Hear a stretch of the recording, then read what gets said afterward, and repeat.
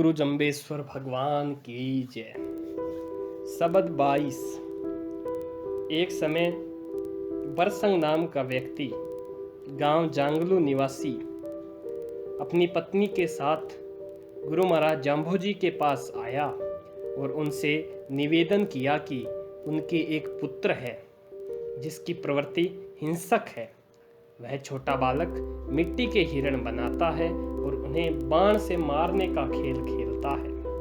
गुरुदेव उन्हें यह बतलावें कि ऐसे कुसंस्कार वाला यह जीव पिछले जन्म में कौन था और क्या था। वे पति पत्नी दोनों ही अति धार्मिक प्रवृत्ति के हैं।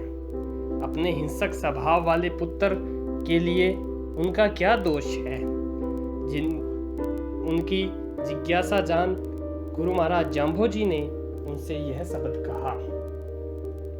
ओम लो रे राजिंदा रे रायो बाजे भाव सुवायो आंभे अमी झुरायो कालर कर सणे कियो न पे कुछ ने कियो अइया उत्तम खेती को अमरी तैरायो को दाख दिखायो को ईख उपायो को नींब निम्बोली को ढाक ढकोली को तूसण तूबाण बेली को आक अकायो को कछु कमायो ताका मूल कुमूलू डाले कु डालू ताका पाते कु पातू ताका फल बीजे कु बीजू तो नीरे दोष की सायो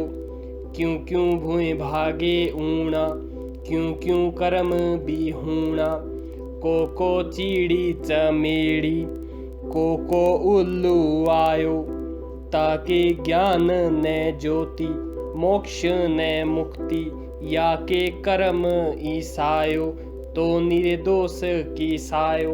ओम गुरु जम्बेश्वराय नमः। हे लोगों सुनो, राजाओं के राजा इंद्र की कृपा से आकाश से अमृत तुल्य पानी बरसता है, सुहावनी अनुकूल हवा चलती है। परंतु ऐसे समय में भी यदि कोई किसान ऊसर बंजर भूमि में खेती करता है तो उपज के रूप में उसे कुछ नहीं मिलता, और यदि कोई उत्तम उपजाऊ भूमि में अच्छे बीज बोता है तो उसे अमृत के समान खीरणी दाख ईख जैसे मधुर रस वाले मीठे फलों की प्राप्ति होती है। जैसा बीज वैसा फल। नींब के निम्बोड़ी डाक के डकोड़ी तूबण की बेल के तुम्बा और तुष के तुष ही पैदा होते हैं। आग के तो आग ही पैदा होते हैं और वे भी बिना बोए अपने आप फलते हैं। बुराइयां अपने आप फैलती हैं, और यदि किसी ने बिना समझे ऐसे बीज बो दिए जिनके मूल खराब, पत्ते खराब, फल और बीज खराब, तो इसमें उस पानी का कोई दोष नहीं। अर्थात हम जो भी बोएंगे हमें वैसा ही फल मिलेगा। इसमें आगे गुरु महाराज कहते हैं, जो पेड़ पौधों को सींचता है, यानी कि जो पेड़ पौधों को पानी देता है, अर्थात यदि किसी के घर में कोई कुजीव अपने पूर्व जन्म के बुरे कर्म एवं संस्कार को लेकर पैदा हो गया तो उसमें उस जीव को जन्म देने वाले तथा पालने पोसने वाले माता पिता का कोई दोष नहीं है। हम देखते हैं कि कुछ व्यक्ति जन्म से ही अति भाग्यवान होते हैं तथा कुछ अत्यंत कर्महीन दुर्भाग्यवान पैदा होते हैं। यह सब उनके पूर्व जन्म के कृत कृत्यों का फल है। जैसे चमगादड़ आदि कुछ चिड़ियाएं, उल्लू जैसे पक्षियों को सूर्य का प्रकाश दिखाई नहीं पड़ता। अब इसमें सूर्य का कोई दोष नहीं।